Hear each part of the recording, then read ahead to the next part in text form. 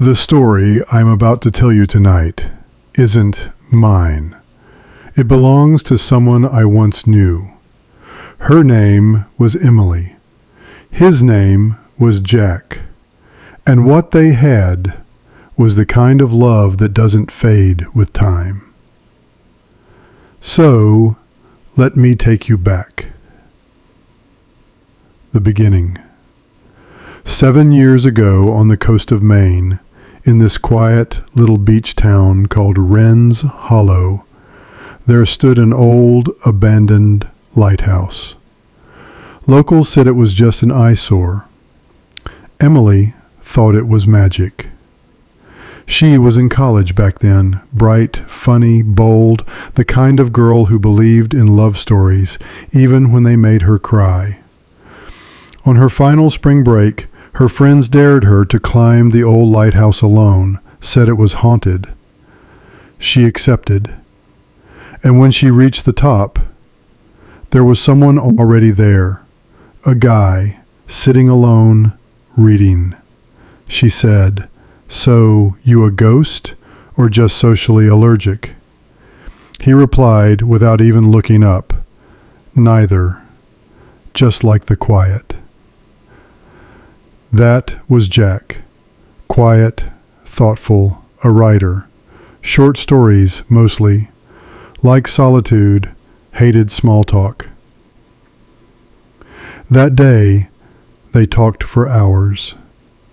And the next day, she came back, and so did he.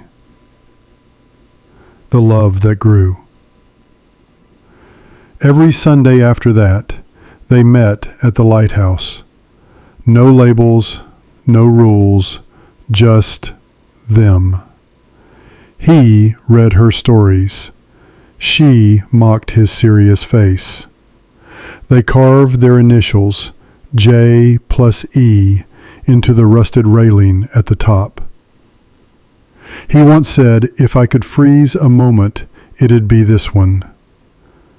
Then, one day, he told her something.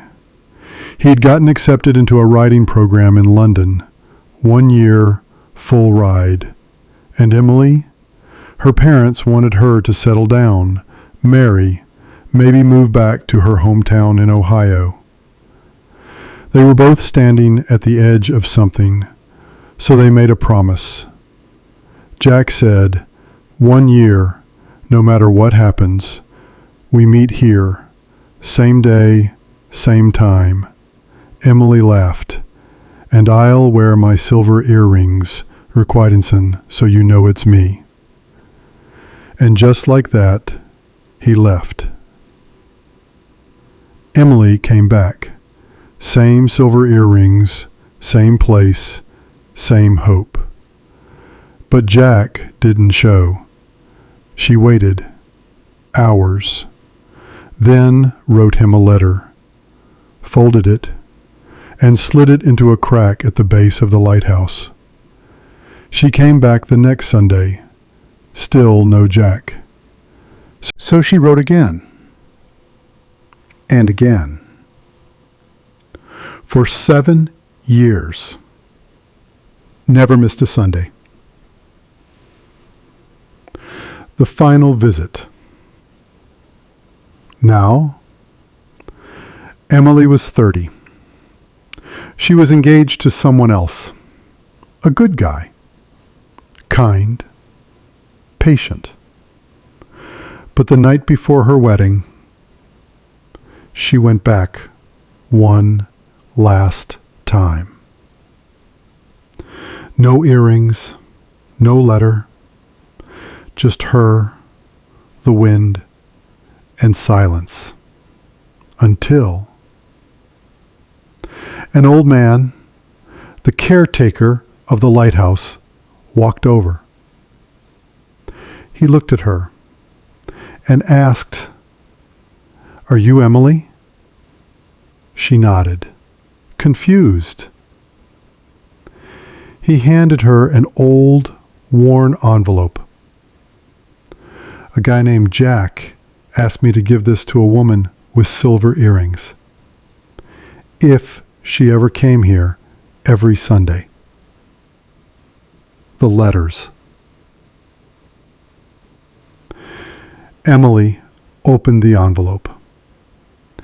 Inside were over 20 letters, all written by Jack. The first one read, "Emily, if you're reading this, I hope you didn't wait too long. I got to London, but something else showed up with me. Stage 4 lymphoma. They gave me 6 months. I got 8. I didn't want you to see me fade. I didn't want your last memory of me to be full of tubes and pain. I wanted you to remember me here. So I left these letters, one for every Sunday, in case you came back." Emily cried that night, right there on the lighthouse steps. She read every letter, and with every page, Jack came back to life. After that day, she didn't get married, not because she didn't move on, but because sometimes one love is enough for a lifetime. To this day, every Sunday, Emily visits the lighthouse. She brings a new letter and reads one of Jack's. The wind still hums the same tune, and the sea still whispers his name. The story ends, but maybe their love doesn't. Maybe it's still floating in the air above Wren's Hollow, waiting to be told again.